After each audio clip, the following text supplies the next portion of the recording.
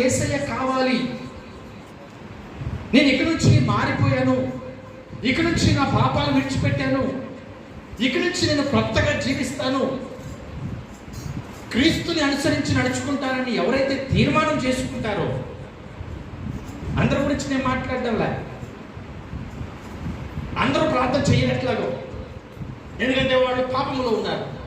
అందరూ సహవాసం చేయరు, ఎందుకంటే వాళ్ళ సహవాసాలు లేరు కదా.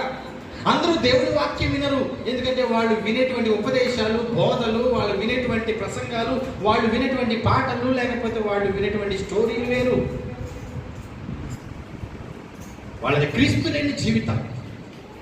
కానీ నాకు క్రీస్తు కావాలి, యేసు కావాలి, ప్రభు నాకు కావాలి, నేను ఆయన మార్గంలో నడుస్తాను, ఇప్పుడు నన్ను ఏం చేయమంటారండి, నాకు ఎలాగో ఉంది, పాపము చేసి